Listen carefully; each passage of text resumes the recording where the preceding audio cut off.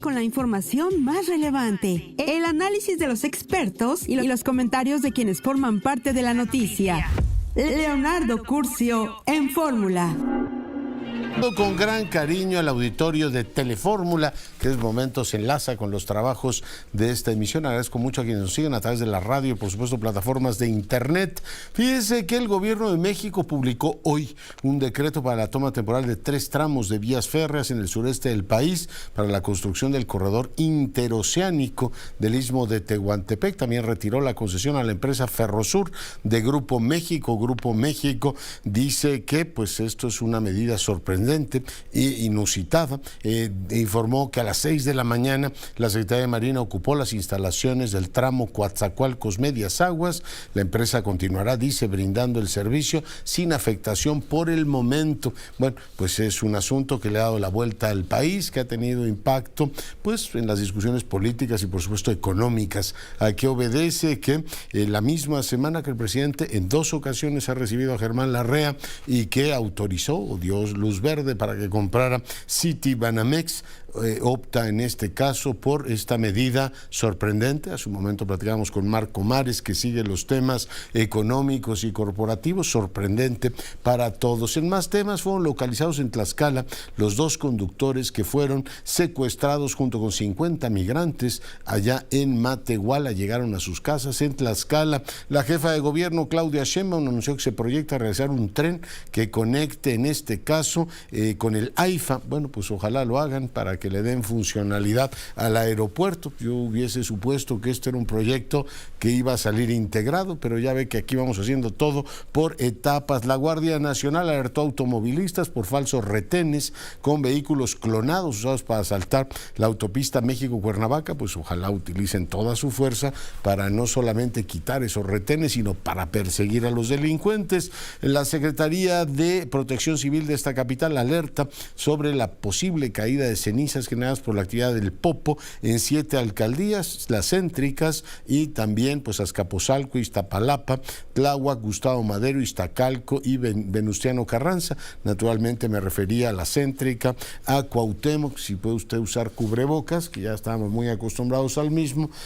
En este caso las cenizas son muy malas, así es que el cubrebocas protege. La Secretaría de Educación Pública informó que está garantizada la continuidad de los servicios educativos en los municipios en los que se implementaron clases a distancia debido a la actividad del Popocatépetl. Bueno, pues este es el optimismo inveterado de nuestro gobierno y de nuestro país. Pues muchos chicos no tienen internet y pues muchos de ellos dirán, bueno, pues unos días de vacaciones. El presidente justificó el decreto que publicó, su segundo decreto en proyectos estratégicos para que sean considerados como de seguridad nacional, y dijo que bueno, pues hay que señores que se oponen o señoras o fuerzas que se oponen, y por tan fausto motivo, lo que ocurre en todas las democracias, que hay gente que no está de acuerdo con las decisiones gubernamentales, el presidente dijo esto.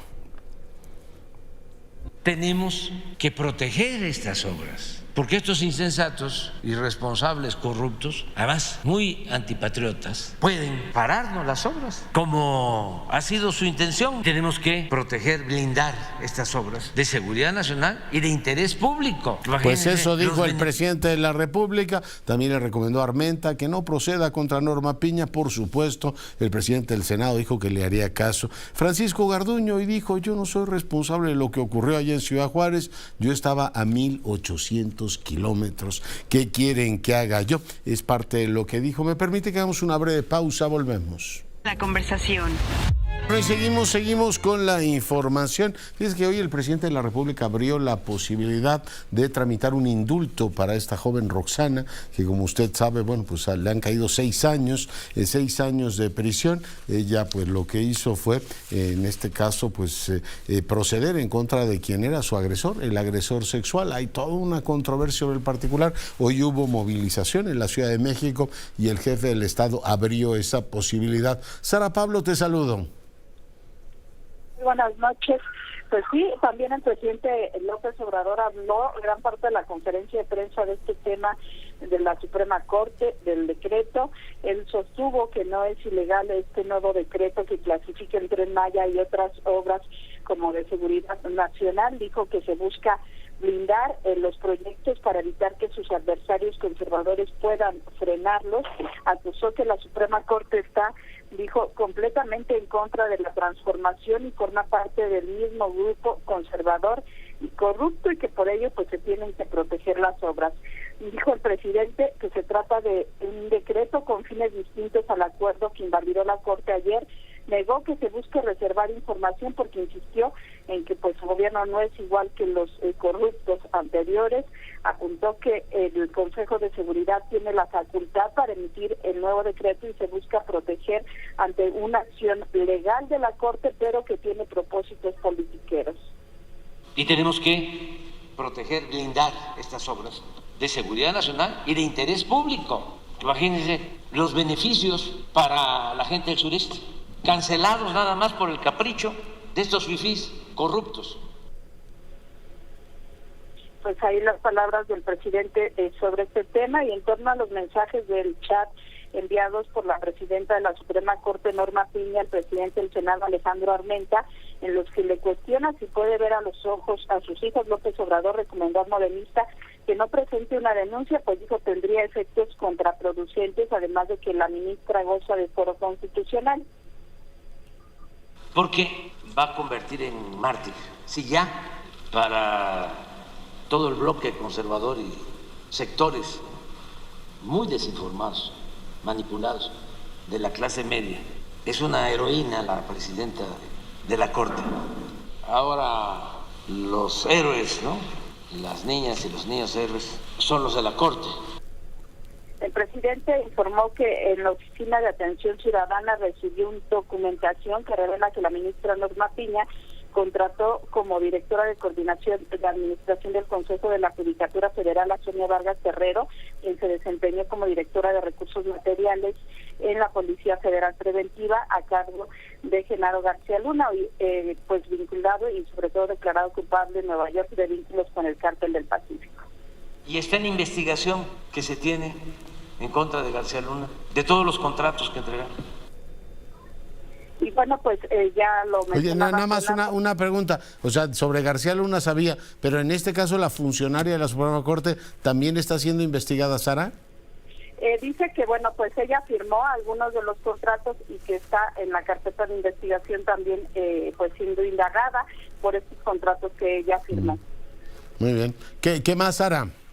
Solamente mencionar este caso que dijo el presidente que buscaría indultar a Roxana, condenada a 6 años de prisión por el homicidio de su agresor sexual. Dijo que, bueno, pues la justificación de el juez es tremenda porque argumentó este exceso de legítima defensa. Exceso, sí, Roxana Ruiz. Hoy movilizaciones en la capital de la República. ¿Les dijo algo, Sara, sobre el tema del tren? La nota que posteriormente, a partir de mediodía, iba a ser la más relevante. Sara, ¿les adelantó algo el presidente? No adelantó nada, Leonardo. Digamos, fue sorpresivo, y sobre todo porque en esta misma semana estuvo en 2 ocasiones con Germán Larrea, una con los demás empresarios que forman parte, algunos del Consejo Asesor, y al otro día estuvo pues reunido con él en privado en la mañana ahí en Palacio Nacional. No se dio a conocer tampoco de qué hablaron, y bueno, pues hoy sale esta determinación. Y en la mañana no les dijo nada. Oye, ¿por dónde va a andar mañana el jefe del Estado? Ya salió hacia la supervisión de obras del Tren Maya. Y no, esas son sin reportero, ¿va? Sin reportero, sí, solamente va a los sobrevuelos y no lo acompañan reporteros. Entonces ya pues habrá que esperar el lunes la mañanera para mayores explicaciones sobre el tema del tren. Sara, muchas gracias. Hasta luego, muy buenas noches. Y saludo al doctor Sánchez Talanquer, él es uno de los más importantes politólogos de este país. Mariano, ¿cómo estás? ¿Qué tal, Leonardo? Buenas noches. Muchas gracias por la invitación, por platicar contigo y el auditorio. Pues, ¿cómo estás viendo el país? O sea, tenemos un presidente que trae un pleito casado con la Suprema Corte de Justicia, que tampoco quiere que el INAI se integre, que trae 2 propuestas o 3 de reforma constitucional ya en el último tramo de su mandato. Queríamos escuchar tu opinión. ¿Cómo estás viendo México, Mariano? Bueno, Leonardo, pues justamente ahora escuchábamos la nota con esta nueva confrontación entre el presidente y la Suprema Corte de Justicia a raíz del nuevo decreto que de nuevo pretende reservar como por razones de seguridad nacional, como las obras principales de infraestructura del gobierno. Y yo creo que, digamos, esto es algo que hemos visto desde el inicio del sexenio, ¿no? Esta centralización del poder en la presidencia de la República y el intento del presidente de subordinar a todos los organismos autónomos, de domesticar al propio Poder Judicial, pero ahora, desde luego, con la salvedad de que nos encontramos ya hacia fines del sexenio, está ya en unos meses en puerta el inicio del proceso electoral, y creo que hay una estrategia muy clara de parte del presidente, de la presidencia de la República, de confrontar a la Suprema Corte de Justicia de la Nación, como, digamos, acusarla de ser el último reducto de la reacción, donde se han refugiado todas las estrategias para detener la transformación, y conducirnos así a un proceso electoral en donde pueda plantear las elecciones como una disyuntiva entre la continuidad de la transformación del país o regresar, digamos, a los tiempos de dominancia de una élite corrupta, etcétera, que ahora está acusando a la Suprema Corte de Justicia de la Nación de ser la defensora de esos intereses, ¿no? Yo creo que, digamos, esto, como decíamos, lo hemos visto desde antes con otras instituciones, pero ahorita, en este momento, es el Poder Judicial el que está en la mira, y porque tienen decisiones muy importantes sobre la mesa, no solamente estas referidas a las obras prioritarias, si se concede o no que se trata de asuntos de seguridad nacional, cosa que la Suprema Corte ya en una sesión... Oye, pero el ecosistema ha cambiado tanto que un jefe de Estado en una república regida por la ley dice, lo hago porque hay gente que se opone a mis obras, como si no fuera un derecho en cualquier democracia oponerse o tener opiniones diferentes a la del gobierno, Mariano.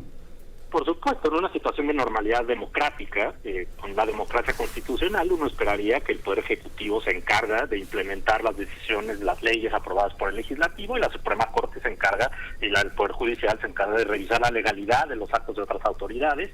Pero creo que, digamos, esa normalidad constitucional que sería deseable, pues sin duda en el sexenio actual ha estado cuestionada por un Poder Ejecutivo que trata pues eso, de subordinar a otros poderes. La propia concepción del Poder Legislativo es casi una especie de departamento de redacción legal, y la Suprema Corte o el Poder Judicial en su conjunto es concebido, pues eso, ¿no?, como un obstáculo en la medida en la que se opone a la autoridad presidencial. Ahora, yo creo que en este tema de las obras de infraestructura y la Reserva de Seguridad Nacional, además de la propia voluntad personal del presidente, digamos, y su intención de tomar decisiones sin mayor consideración ni por las leyes de que no sean cuestionadas, también debemos de tener en cuenta, digamos, que hay intereses muy importantes en estas obras, y en particular parte de la estrategia del propio presidente ha sido involucrar a las Fuerzas Armadas en sus proyectos prioritarios.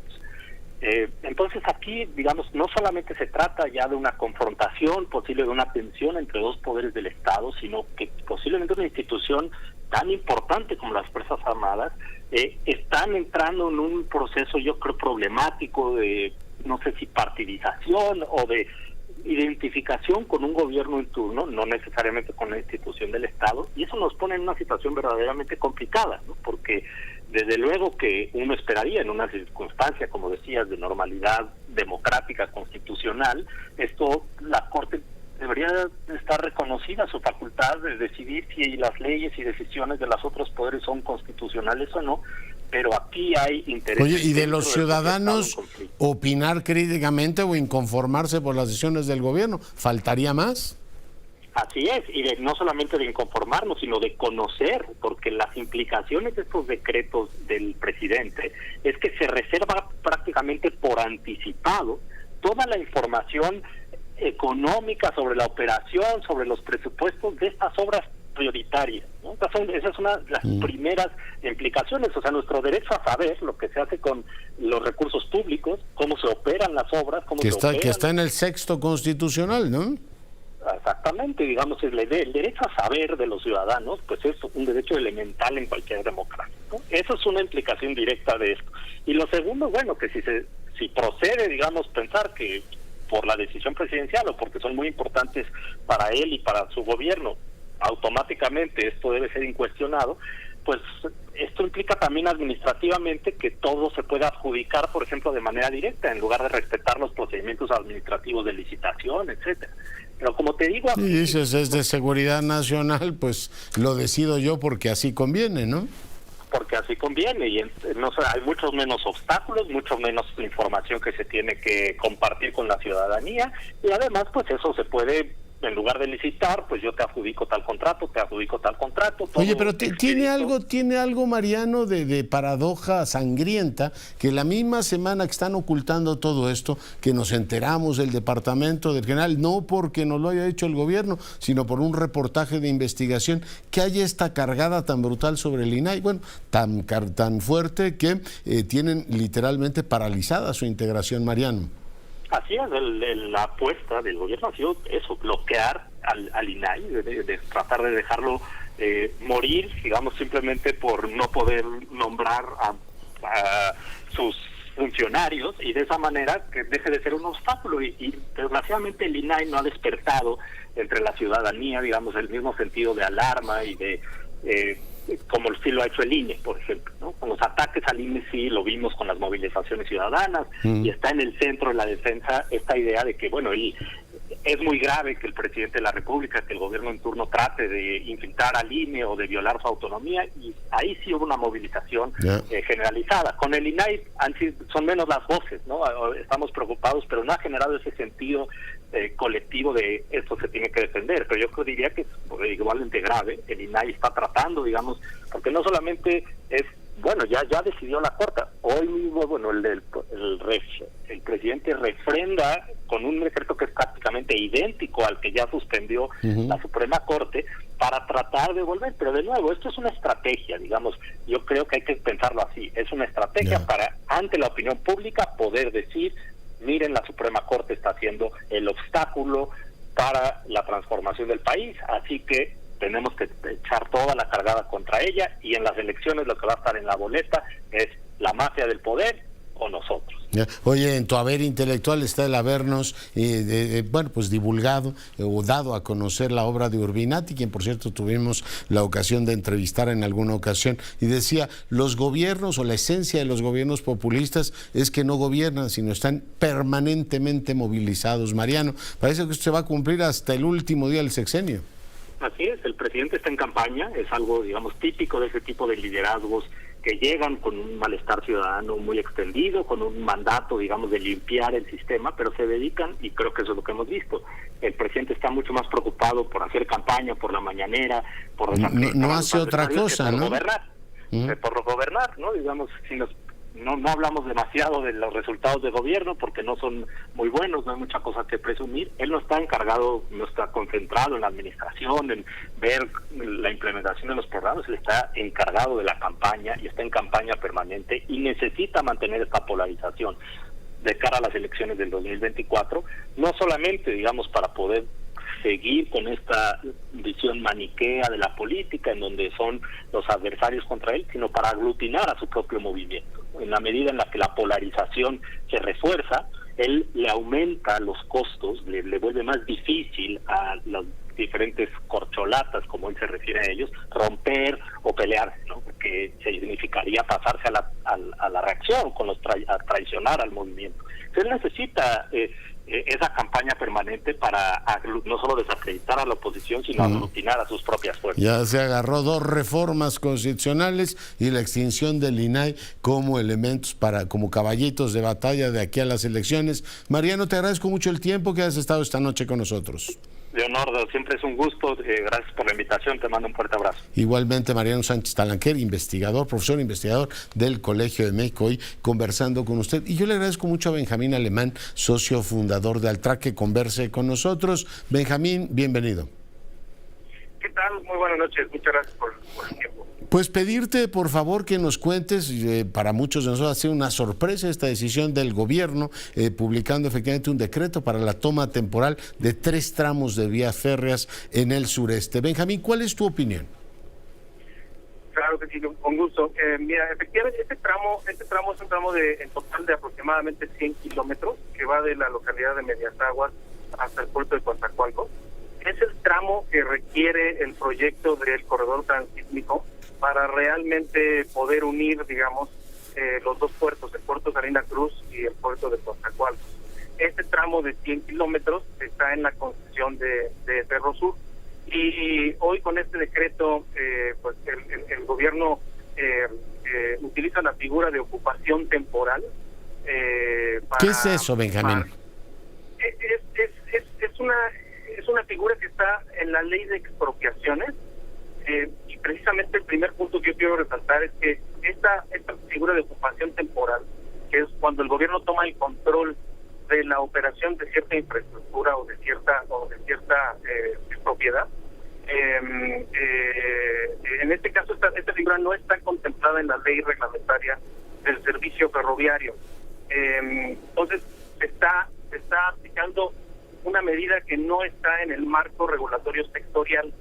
Y creo que desde ahí hay un problema. ¿Por qué? Porque la ley reglamentaria del servicio ferroviario establece claramente de qué manera el gobierno puede retirar una concesión o en su caso la más cercana a esta ocupación temporal sería la de la requisa.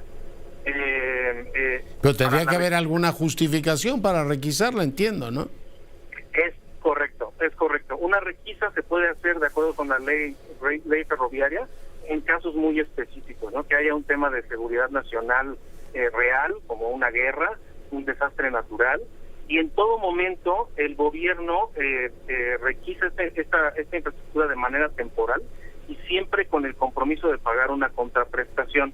En este caso se está utilizando esta figura de otra ley, la ley de expropiaciones, y se está dando la ocupación temporal en principio por 5 años, ¿no? Revisable. Otra diferencia precisamente con la requisa es que no se puede requisar algo más allá del tiempo que sea necesario, o sea, es decir, en tanto prevalezca la condición que la generó, ¿no? En este caso de la ocupación temporal, pues no necesariamente es el caso. ¿Eso se puede litigar en tribunales, impugnar ante alguna autoridad, o hablado el gobierno, asunto terminado? Benjamín. No, yo sin ser abogado, sería sí, en principio me da la impresión que por supuesto se puede litigar. De entrada, aquí hay un factor importante que hay que tomar en cuenta. En Grupo México participa con una posición minoritaria pero importante Union Pacific, uno de los ferrocarriles norteamericanos más importantes. Entonces, esta acción del gobierno pudiera generar algún tipo de problemas en el marco del Tratado de Libre Comercio.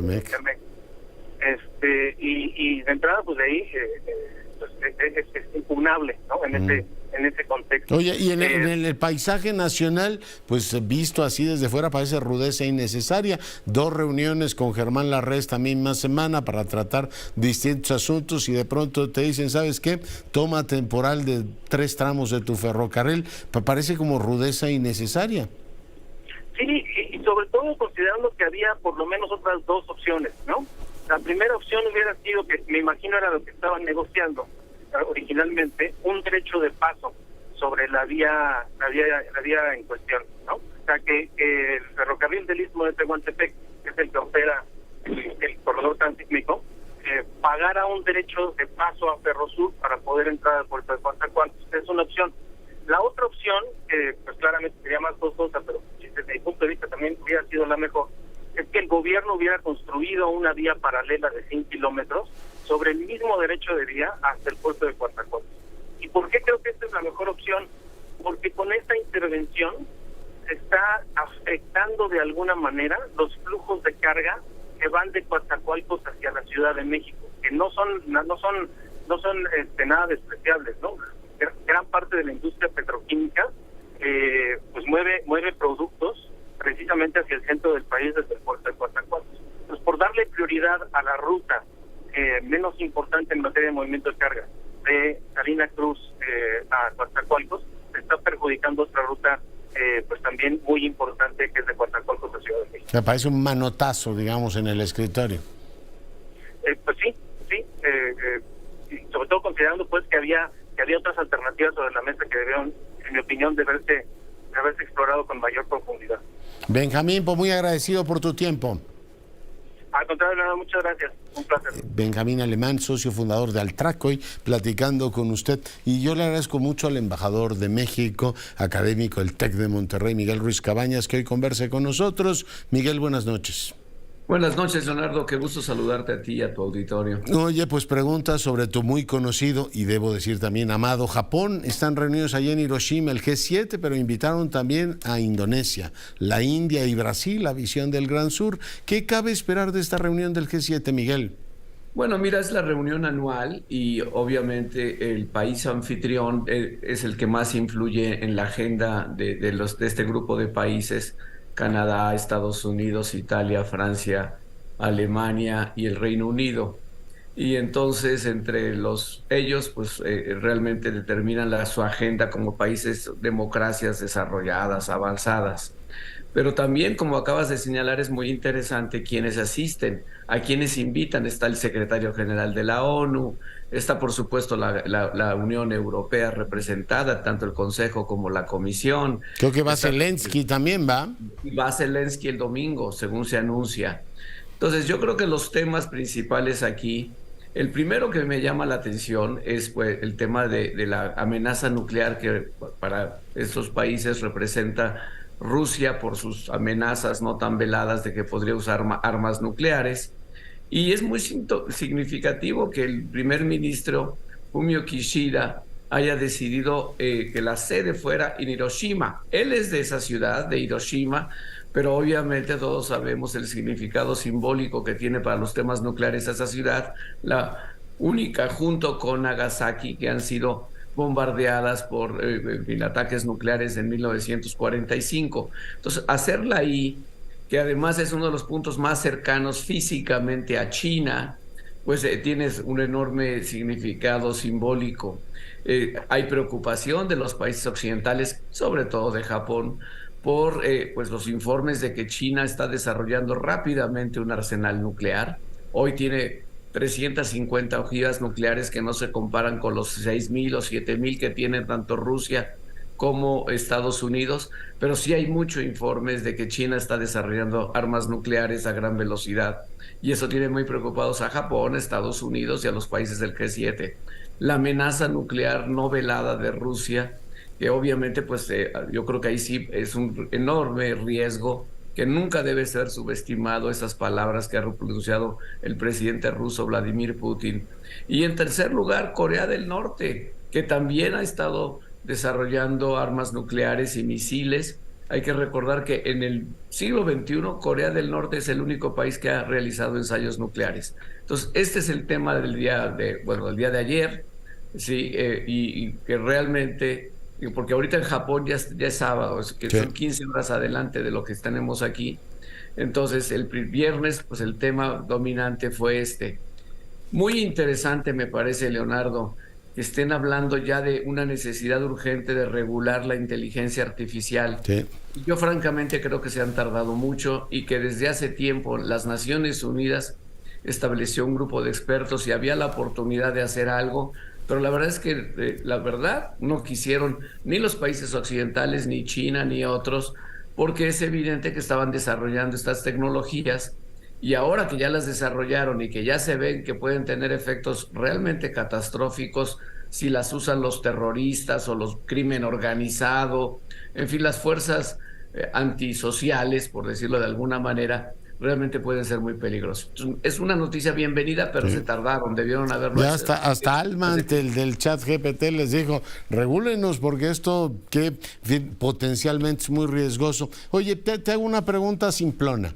México, yo recordaba la cumbre de Vián, donde estuvimos ahí presentes. México estuvo con el grupo que se adicionó al G7. En aquella época era otro mundo, después se vino el G20. Pero México debería estar ahí en Hiroshima, Miguel. Pues yo creo que sí, Leonardo, sinceramente sí, y creo que nos invitaron a muchas reuniones en los últimos años, ya no en los últimos 4 o 5 años, pero yo creo que tiene mucho que ver la actitud, y aquí lo digo con toda franqueza, del presidente López Obrador, pues de no asistir a ninguna cumbre. El presidente ha desdeñado invitaciones a las cumbres del G20, a las cumbres de Naciones Unidas sobre cambio climático y desarrollo sostenible, a la cumbre de las Américas, la cumbre de la Iberoamericana.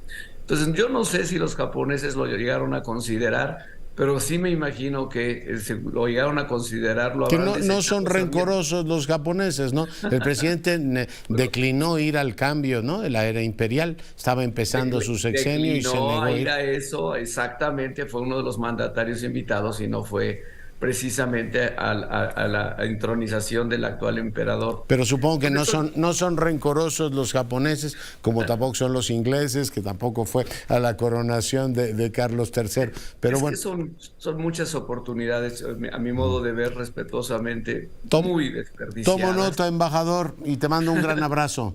¿Cómo no? Cuídate, el embajador Ruiz Cabañas, para fortuna nuestra, hoy comentando este tema con usted. Pausa, volvemos. Facebook, Leonardo Curcio. Seguimos con la información. Enrique Hernández, adelante. Yo soy solamente un empleado más, soy parte del equipo y no conozco las decisiones del presidente Andrés Manuel López Obrador en torno a mi cargo. Sin embargo, nunca me escondí para hacer frente a la tragedia en Ciudad Juárez, así lo aseguró Francisco Garduño, comisionado del Instituto Nacional de Migración. El funcionario salió al paso de quienes lo señalan de hacerse el desaparecido para eludir su responsabilidad. He comparecido y he sido puesto a disposición de un juez y por presunción de inocencia no se me puede quitar el cargo. Afirmó que su primera misión fue recorrer hospitales y trasladar a los afectados a áreas especializadas. He comparecido, como lo dije inicialmente, mis compromisos como ciudadano, como servidor público, de observar la ley. Fui puesto ante el juez por el delito indebido del servicio público y se me vinculó a proceso. El juez fue el que ordenó que no me podían ellos revocar el cargo. Y pese a que algunos ya me han condenado, continuaré dando atención a los migrantes. No pensé en renunciar porque estaba a más de 1,800 kilómetros de distancia y así explica el comisionado el porqué de su silencio. Y he guardado silencio, he guardado mi argumentación jurídica porque me acogí al artículo 20 constitucional del silencio. Y en ese proceso estoy, y por eso es que he sido muy precavido pues, con el cumplimiento ante el proceso jurisdiccional. Lo importante es atender la migración de forma humanitaria porque las instituciones se quedan y los funcionarios se van, dijo Garduño. Y en este caso, y debido al proceso legal al cual ha sido sometido, es que ha decidido ser muy cuidadoso de sus declaraciones para no afectar o alterar el proceso, apuntó. Finalmente dijo que de los migrantes rescatados víctimas de secuestro se les ha tramitado tarjetas humanitarias para que permanezcan en territorio nacional debido a que son víctimas del delito. Javier Navarro, buenas noches. ¿Qué tal, Leonardo? Muy buenas noches. Informo que hasta el Monumento del Ángel de la Independencia llegó esta tarde la marcha con la que colectivos feministas acompañaron y apoyaron a Roxana Ruiz, esta joven sentenciada por exceso de legítima defensa por una jueza del Estado de México. Desde antes de las 15 horas inició la concentración de las manifestantes en esta glorieta conocida como Glorieta de Colón, ahora denominada de las mujeres que luchan, y una hora más tarde inició la marcha sobre el Paseo de la Reforma. Al llegar a la glorieta que sobre las escalinatas del monumento realizaron un acto de protesta en el que con un megáfono Roxana Ruiz expresó que esta lucha se tiene para pedir justicia para ella y para todas las mujeres que han muerto a manos de sus agresores. De esta forma lo mencionó. Esperemos que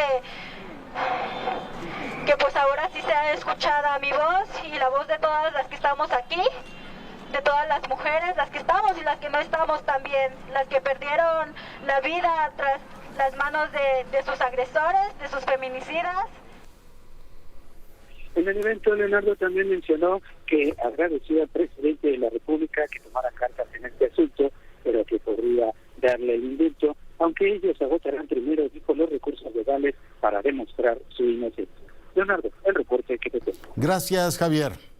Gracias, buenas noches. Bueno, y le comentaba que está ya circulando en librerías un libro muy sugerente de Luis Rubio, que es En sus marcas, México al 2014. Luis Rubio, usted sabe, es una de las mentes pues las mejor amuebladas y además es uno de los articulistas más influyentes que hay en este país, expresidente de Comex y además. Mi querido Luis, ¿cómo estás?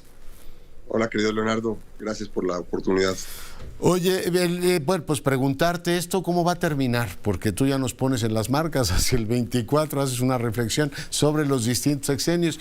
¿Todos los sexenios terminan igual o este tiene algo de particular? Luis. Bueno, yo creo que hay dos temas distintos. Uno es cómo va a terminar la elección y segundo, cómo va a terminar el gobierno. Y son dos cosas distintas, aunque obviamente se retroalimentan. El próximo año va a ser un año crucial porque lo que está en juego es si vamos a continuar por el camino que ha establecido el gobierno actual o vamos a volver a buscar un acercamiento con el resto del mundo, con los circuitos comerciales, científicos, de capital, de educación del resto del mundo. Yo creo que es una tesitura importante, es un momento de discusión importante que tenemos todos los mexicanos que resolver. Cómo acabe el sexenio es un enigma. No tengo ninguna duda que si la elección fuese el próximo domingo, ganaría la persona que el presidente hubiera nominado y ganaría sin duda alguna.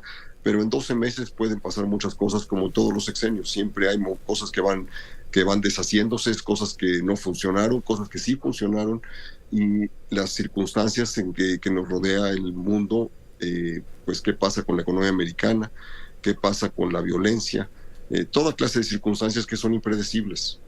Sí, que están ahí. Oye, durante todo este tiempo hemos tenido un proceso, lo dices tú en varios de tus capítulos, por cierto, alabo tu capacidad de trabajo, mi querido Luis, un proceso de desinstitucionalización, y tú insistes una y otra vez en el tema de las reglas, ¿no? Un país pues necesita tener reglas y empezar a funcionar, no grandes reformas aspiracionales, sino reglas claras y previsibilidad. Hoy, sin ir más lejos, el presidente no anunció en su mañanera que iba a tomar una decisión sobre unas vías de ferrocarril que impactan a un importante empresario mexicano y también empresas norteamericanas. Pero en fin, parece que el tema está ahí. Me gustaría que valoraran los dos, el proceso de desinstitucionalización y esta casi tóxica tendencia a no apegarse a las normas sencillas y a la previsibilidad. Luis. Es que el tema más importante que tiene para una toma de decisiones, pues sobre todo en temas económicos, pero también políticos, por eso tenemos las reglas del juego para las elecciones, es que haya reglas claras, que todos las conozcan, que se apliquen de manera universal, pareja y a todos los actores. Si no tenemos eso, entonces nos sujetamos a una discrecionalidad permanente que se vuelve fácilmente arbitrariedad. El gran logro del Tratado de Libre Comercio fue justamente que estableció reglas del juego que eran predecibles. Entonces, cuando venía alguien a invertir, podía hacerlo con un horizonte de 20 años, que es lo normal en inversiones significativas, y eso permitía que toda la actividad económica funcionara en torno a un horizonte de largo plazo. Cuando cada decisión se pone en duda, cuando todas son sujetas a un favor gubernamental, pues volvemos a lo que teníamos hace 30 o 40 años, que eran decisiones discrecionales y que por lo tanto nos obligan a esperar a ver qué va a pensar, cómo va a ser el próximo presidente, cómo va a actuar, me va a caer bien, me va a caer mal, o yo le voy a caer bien o mal. Como dices, el caso del ferrocarril del Istmo es un tema que va a impactar severamente a los mercados.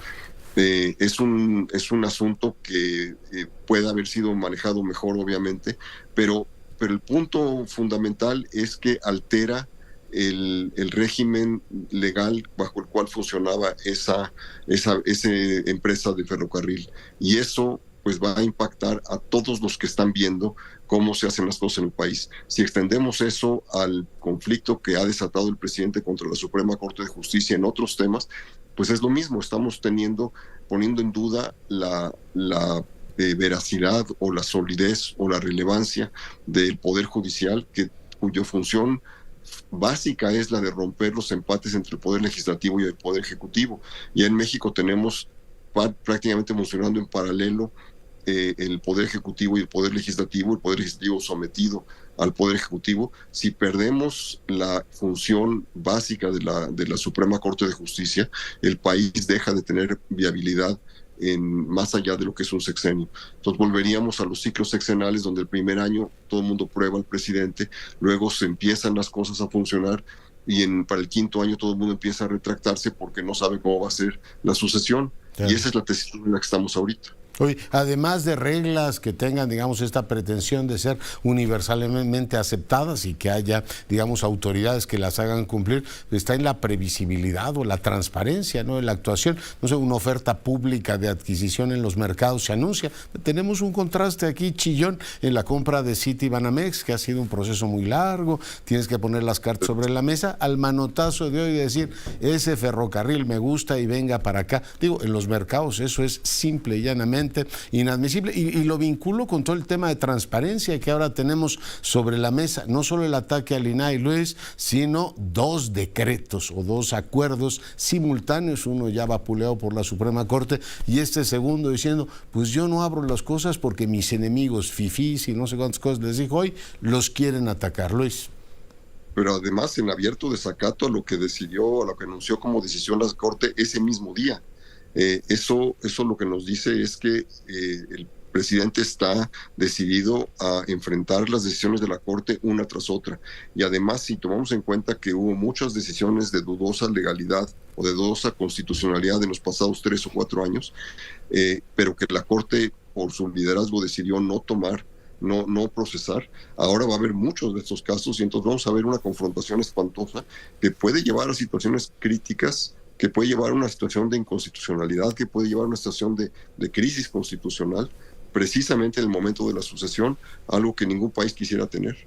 Ayer que pasaba por Los Pinos, recordaba que ahí vivía el presidente, pero Los Pinos era un conglomerado de oficinas impresionante, ¿no? Tenían ahí pues despachos de todos los que acompañaban al presidente. Cito esto, mi querido Luis, queridos amigos, queridas amigas, porque hoy la presidencia pues no es más fuerte que en otras épocas. Hoy tenemos un presidente muy fuerte que vive solo en Palacio, no tiene jefatura de oficina, no tiene coordinador de asesores y no tiene esta capacidad de generar discurso de mediano y largo plazo. Tenemos una presidencia para todo efecto práctico, Luis, oral, es decir, vivimos de lo que dice el presidente en las mañaneras o de lo que deja de decir, pero la enorme paradoja es que la concentración del poder se ha dado en el presidente, dices tú, y no en la institución presidencial. Ahí tenemos una novedad perturbadora a efectos de sucesión, porque pues tanta concentración en una persona a efectos de continuidad no es lo que dé mayor tranquilidad.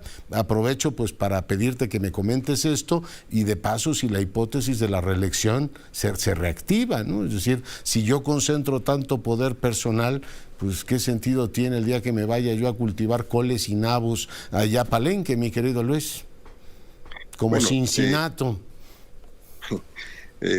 Justamente el tema es la diferencia entre la persona y la oficina, pero no nada más la oficina, es el gobierno. Además del desmantelamiento de la oficina del presidente, también se ha desmantelado mucho de la capacidad técnica y de operación de las secretarías. Entonces es todo el gobierno que es extremadamente débil junto a un presidente muy fuerte. ¿Cuáles son los escenarios al respecto de eso? Yo creo que en un país de poder tan concentrado, ningún presidente puede tolerar a alguien más que le haga sombra. A mí me parece que venida el momento de la sucesión, ya propiamente en octubre 1 del próximo año, quien sea presidente, hombre o mujer de cualquier partido, no va a permitir que alguien más le esté leyendo la cartilla. ¿Cómo va a ocurrir eso? ¿Cómo va a funcionar? Si va a ser de inmediato, va a tomar algunos meses. Eso lo podemos ver en el caso de prácticamente todos los presidentes desde Plutarco Elías Calles, excepto él, pues, ocurrió de inmediato, con la sola excepción del cambio entre Echeverría y López Portillo, que tomó algunos meses. En todos los casos acaba el presidente siendo el dueño del balón porque no funciona de otra manera. Lo que realmente me parece relevante, importante y que todos debemos considerar es quién sería la persona que podría empezar a hacer una construcción institucional que le dé esa solidez, esa predictibilidad que mencionabas para el futuro del país, porque eso es lo que está de por medio. Oye, el factor externo, ¿cómo lo valoras, Luis? Bueno, hay 2 elementos en el factor externo. El norteamericano es con mucho el más importante para nosotros por razones obvias, porque es el principal motor de la economía mexicana a través de las exportaciones. Y luego tenemos los conflictos con Estados Unidos y con otros países, pero sobre todo con Estados Unidos. Por el primer lado, la economía americana no es obvio que vaya a mantener su capacidad de compra de las exportaciones mexicanas. Ante el riesgo de una posible recesión, la gente empieza a dejar de comprar, sobre todo cosas durables como son los automóviles y otros electrónicos y otras cosas que son nuestra principal fuente de ingresos por resultado de exportaciones. Entonces, depende qué tan profunda sea esa recesión que la mayor parte de la gente anticipa en algún momento de este año, qué tan fuerte y qué tan larga sea es el impacto que tendría sobre México. La otra es que las contiendas nuestras van a coincidir con las contiendas primarias en Estados Unidos y eso va a crear un enorme ruido, sobre todo porque los dos grandes temas de contención y de disputa en Estados Unidos hoy en día, al menos en este momento, son la migración y las drogas, especialmente el fentanilo. Y esos dos temas son ambos relacionados con México. Entonces, si hay primarias largas, que pueden ocurrir si los dos candidatos son los que creemos que van a ser, como Biden y Trump, pero si hay primarias en que haya disputas, vamos a estar teniendo mucho ruido justo en el momento de la sucesión. También es, efectivamente. Pues te agradezco muchísimo, Luis, que hayas estado esta noche con nosotros. El libro ya está en librerías, para quien lo quiera leer, muy recomendable, en sus marcas, México hacia el 2024, publicado por Grijalbo. Luis, muchas gracias. Gracias por la oportunidad, querido Leonardo. Un gran abrazo, Luis Rubio, presidente de México Evalúa y expresidente de Comex. Y bueno, pues ahí lo tienen con esta obra importante. Le comento que la autoridad capitalina ha dado a conocer que podríamos tener cenizas del volcán Popocatépetl en varias de las demarcaciones. Sea muy prudente, revise por supuesto su entorno. Recuerde que no está de más usar mascarilla, que no está de más usar el famoso cubrebocas. Tantos años lo usamos, ya tantos años de Marqués, pues ya sabemos mover el abanico. Así es que, bueno, pues tenemos ese tema que le pido que considere. Le comento también que este viernes se han presentado 4 sismos en Chiapas, 4. El primero fue de magnitud 4.2, o sea, considerable. Ocurrió al filo de la 1 de la tarde. El epicentro fue en Tonalá. El segundo tuvo una magnitud de 4 puntos, con epicentro en Cintalapa. Después a las 4:27 tuvimos otro de 4.1. Se registró a las 16:43 y el último fue de magnitud 4.3, así es que ha estado pues sacudiéndose seriamente la tierra allá precisamente en Chiapas. Y bueno, pues en otras cosas, y le comento que el gobierno capitalino persiste en plantar ahuehuetes, quiere, bueno, pues en este caso plantar un nuevo ahuehuete ahí donde era la glorieta de La Palma, o la glorieta del ahuehuete que se nos secó. Raquel Flores, adelante. Raquel Flores, adelante. Sí, Raquel, ¿no la tenemos? Bueno, pues en algún momento, ¿no? ¿Sí o no? Es que la jefa de gobierno habló el día de hoy, estuvo en una reunión con los gobernadores de Hidalgo y el gobernador del Estado de México y hablaron del tren suburbano, la conexión con el AIFA, que sigue siendo pues uno de los pendientes de esta ciudad, igual que está pendiente el tren México-Toluca. Si usted pasa pues por la zona de, en este caso Santa Fe, la zona poniente, la entrada a la ciudad, verá que pues sigue la obra, están trabajando sin demasiada prisa, tengo que decir, no tiene ni el arranque ni el empuje del tren Maya, pero así están. ¿Nos enlazamos con Raquel o no la tenemos? No, me dicen que no la tenemos. Bueno, así está, anunciaron que se va a acelerar el tren. Ya está Raquel. Raquel, adelante. ¿Qué tal? ¿Cómo está, Leonardo? Muy buenas noches. La jefa de gobierno, Claudia Sheinbaum, informó que se realizarán trabajos de ampliación para que el tren suburbano llegue hasta Pachuca, esto con el fin de que haya una mayor movilidad entre la capital del país y los estados de México, Hidalgo, además de que se disminuya la afluencia en la carretera México-Pachuca. Esto lo dijo durante la primera sesión ordinaria del Consejo de Desarrollo Metropolitana del Valle de México 2023, que se llevó a cabo en Pachuca, Hidalgo. La mandataria local expuso que el tren que sale de la estación Buenavista a la AIFA debe llegar hasta Pachuca. Escuchemos. Muy bien. Bueno, pues Raquel, lamentablemente nos tenemos que despedir. Te agradezco mucho el reporte. Cuídese y sea rabiosamente feliz. Se lo merece. Nos vemos aquí el lunes.